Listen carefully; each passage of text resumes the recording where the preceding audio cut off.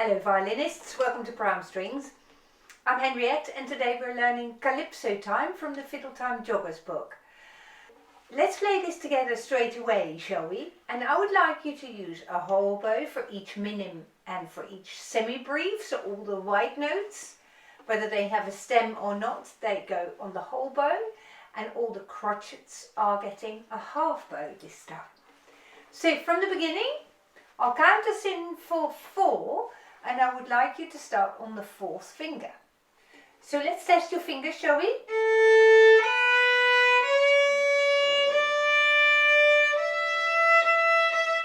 Awesome. Soften up your thumb for me. Great. 1, 2, 3, 4.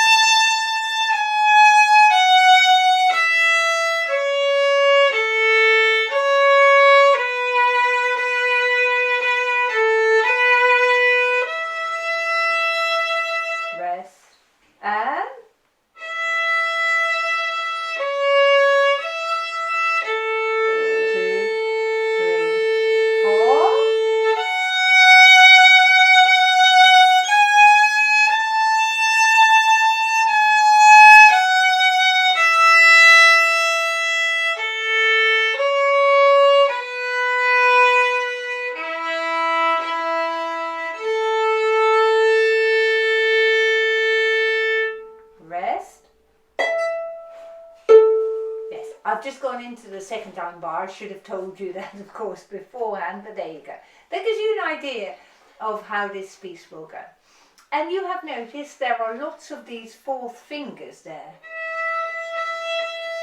Now when you play the 4th finger very often, and this is definitely an exercise to make it stronger, to do that to your finger will get really, really strong, because in everyday life, we don't use that pinky as much as we use, for instance, the index finger or the middle finger. So a bit of extra practice on that pinky is really, really good for violin playing. So let's get back to the beginning and let's play the beginning once more. Thinking about those whole and half bows, there's only one note that's slightly different. And just have a look for me at bar 13. The last note in bar 13, you might circle that and write WB, which stands for whole bow, on that note, because that note is not going to get half a bow, but the whole bow. So the last note in bar 13, that is a B.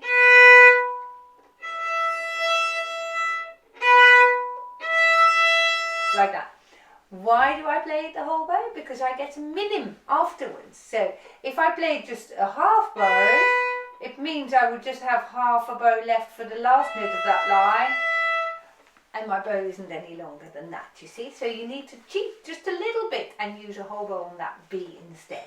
So hopefully that shouldn't cause you too much hassle there. Now let's go back to the beginning now. Let's test our fingers.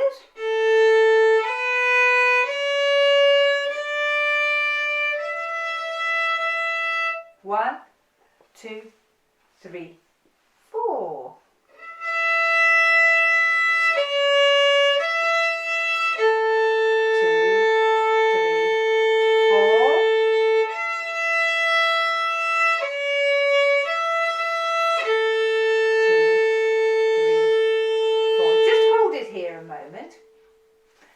And I suggest while you play the first open A string, you hover your pinky above that spot, because you notice you have to just out of the blue place your finger back onto the string. So you need to know where you've just had it before, you see. So let's practice that again from the start. Let's test our fingers at the start here.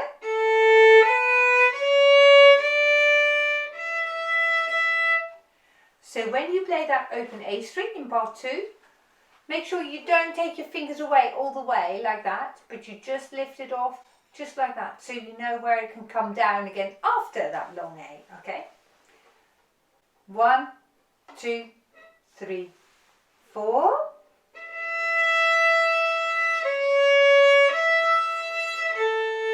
Two,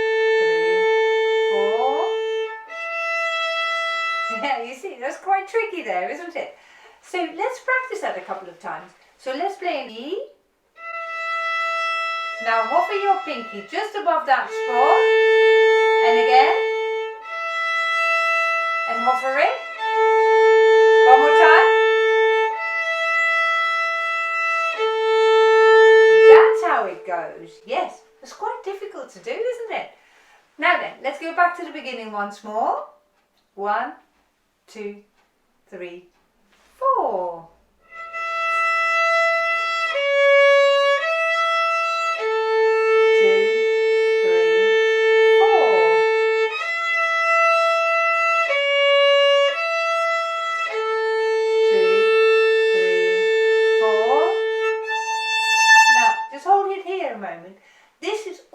What we call a free placement. So you were an open A.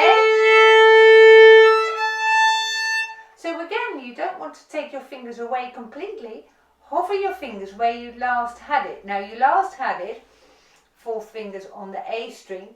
So just keep your fingers really near until you then play 3 fingers on the E string.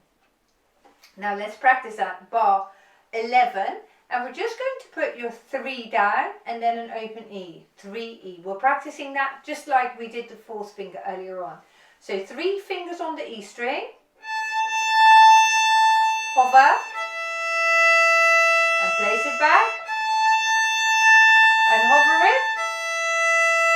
One more time. Be careful, you don't do it like this. One more time. So your fingers always stay near the strings, you see, here. We tend not to lift them up too high. Okay, now let's play the second line now, shall we? 1, 2, 3, 4.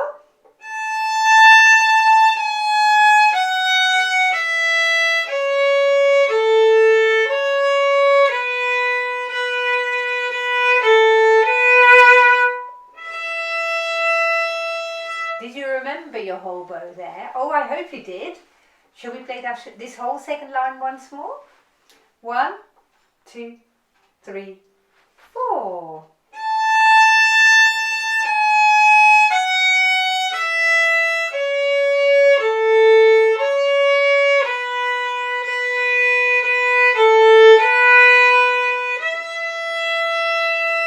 Awesome. Yeah, that time your bow was really nice and long. Also, when I play, I've got to really split my brain in half just at that moment, because I'm playing a long bow on the B and I need to start moving my 4th finger towards the E, you see. So let's practice that. We're starting up bow on the B, and while you do that, your pinky comes closer. Can you see? So your pinky moves like that. And let's do that again. Up on B, keep your pinky close. Once again.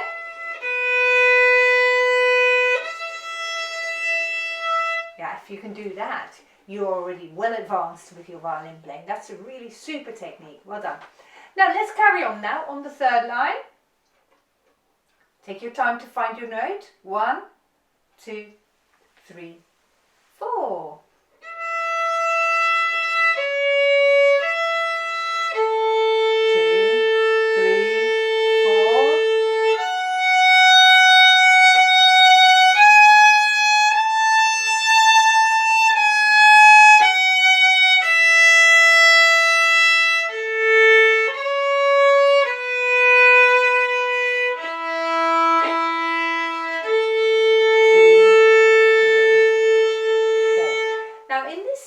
That we've just played from the beginning of line 3 to the first time bar, there are 2 things that I want you to practice. First of all, when we've played bar 17 and 18, let's just pause at the start of bar 18 after you've played the 3rd finger, just so we can check its tuning with the open A string. So here we go, this is bar 17.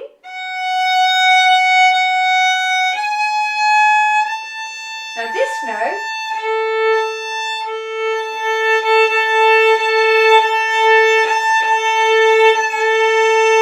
can you hear it should blend in with the open an A string. Both notes are called A, that's why this is possible.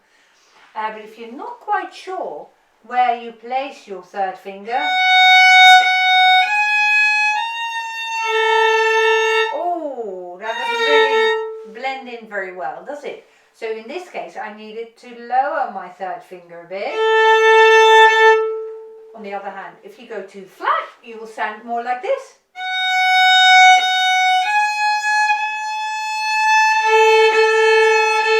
And again, you can hear that really doesn't sound right, does it? So now I need to make my third finger a little bit higher.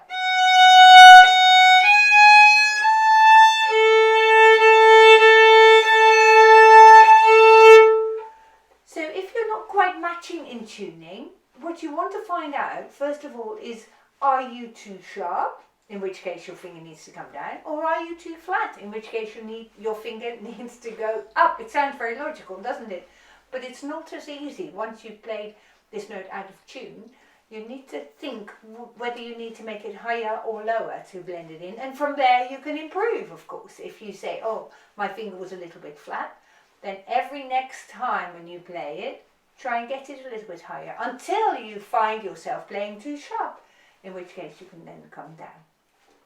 So another thing that we can practice in these last couple of bars is when you look at bar 20. And in bar 20 you can see you have a B followed by an E. In other words, a first finger on the A string followed by a first finger on the D string. And we tend to place our fingers in the middle in between the two strings, like this. So you can perhaps see my finger is right in between. So I catch both strings, and what I try to avoid is to hop across from here to there. So we don't want to hop across, we want to leave our finger in the middle between the two strings. Just practice that once again. Wow, that's coming. We've done this in the past as well, haven't we, in previous lessons. So, can we now go from line 3 again? And this time we're going to go into the first time bar and then repeat it all the way from the beginning. So, we're starting in bar 15. Let's get your fingers ready. 1, 2, 3, 4.